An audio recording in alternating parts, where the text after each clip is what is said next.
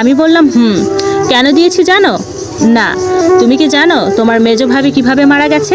Sorry, কিভাবে তাকে খুন করা হয়েছে?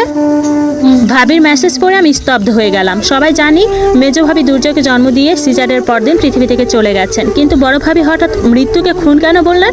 আমার রিপ্লাই না পেয়ে ভাবি লিখলেন, দুর্জয় ঘুমালে আমি এসে সব বলবো তোমাকে। আমরা দুজন মিলে আজ একজনকে হাতে নাতে ধরবো। তোমার দরজা খোলা আছে তো? হ্যাঁ খোলা। খোলা রাখার দরকার ছিল না, তুমি আসার সময় কল দিলেই হতো। না হতো না, তুমি একবার ঘুমালে তোমাকে আর হাজারবার কল দিয়েও পাওয়া যায় না। মেজো ভাবি কি সত্যি খুন হয়েছে? হ্যাঁ, তাকে খুন করা হয়েছে। ধৈর্য হারিও না রিশাদ, যে কথা অনেক আগে সবাইকে বলা দরকার ছিল সেটা তোমাকে অন্তত আজ বলবো। আমি বললাম ঠিক আছে, কখন আসবে?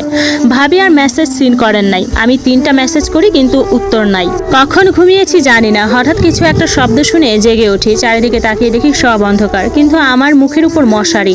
হঠাৎ কি মনে করে বালিশের সাইডে প্যাকেট চেক করতে গেলাম, কিন্তু আশ্চর্য, প্যাকেট কোথাও নাই। মোবাইলের আলো জ্বালিয়ে ভালো করে খুঁজে দেখলাম, কিন্তু কোথাও প্যাকেট পেলাম না। আমি তাড়াতাড়ি ভাবির নাম্বারে কল দিলাম। নাম্বারে কল গেল ঠিকই, তবে রিসিভ হলো না। পর 4বার কল দিলাম, নো রেসপন্স। আমার কেমন যেন সন্দেহ হচ্ছিল।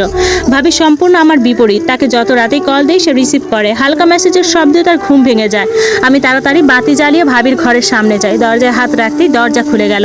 আমি মোবাইল বাতি অন করে ভেতরে গেলাম। বিছানার কাছে গিয়ে ভাবি ভাবি বলে ডাকলাম, কোনো শব্দ নেই। বাহিরে বিড়াল ডাকার শব্দ, গভীর রাতে বাগানে শিশির পড়ার শব্দও যেন ভয়ঙ্কর। ভাবির মুখে আলো দিলাম, কয়েকবার ডাকলাম, কোনো সারা শব্দ নেই। হঠাৎ পিছনে দরজায় শব্দ শুনে চমকে উঠি। তাকিয়ে দেখি মা দাঁড়িয়ে আছে। মা আমাকে দেখে অবাক হয়ে বলেন, তুই এখানে কি করছিস? বললাম, ভাবিকে একটু ডাকো তো, আমার কেমন যেন লাগছে। তুমি একটু ভাবির মাথায় হাত দিয়ে জোরে ডাক দাও। মা আশ্চর্য হলেন। আমার কথা মতো বৌমা বৌমা বলে ডাকতে লাগলেন, কিন্তু ভাবির কোনো রেসপন্স নেই। ভাবি আর উঠলেন না। পাশের বাড়ির ডাক্তার চাচাকে ডাকা হলো। তিনি এসে ভাবিকে মৃত ঘোষণা দিলেন। আমি পুরোপুরো স্তম্ভিত হয়ে ভাবির দিকে তাকিয়ে রইলাম।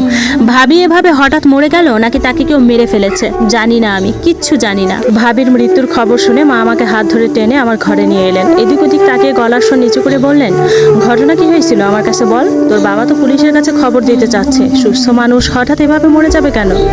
আমি মায়ের দিকে ফ্যালফ্যাল দৃষ্টিতে তাকিয়ে থাকি। ভাবির মৃত্যুর ধাক্কা আমাকে ভেতর থেকে কাবু করে দিয়েছে। এমনটা আমি কল্পনা করিনি, কিন্তু মায়ের প্রশ্নের জবাব দিতে হবে। মাকে বললাম, আমি কিচ্ছু জানি না। ভাবি আমাকে বলেছিল জরুরি কথা আছে, সেজন্যই গিয়েছিলাম। মা রাগের কণ্ঠে বললেন, জরুরি কথা শোনার সময় ছিল না? মাঝরাতে বিধবা ভাবির ঘরে এত বড় দেবর গেছে জানলে মানুষ কি আস্ত রাখবে? আমি কিছু বললাম না। মেজো ভাই দরজার সামনে এসে দাঁড়িয়ে আছেন। আমার চোখ পড়তেই তিনি ভেতরে এসে দাঁড়ান। মা বললেন, এখন কি করবি নিলয়? পুলিশ যদি আসে তাইলে তো রিশাদকে পুলিশ থানায় নিয়ে যাবে। মেজো ভাই বললেন, পুলিশ চাইলেই কি সব হবে নাকি? আমরা যদি মামলা না করি, অভিযোগ না করি, তাহলে তো পুলিশের কানেও যাবে না।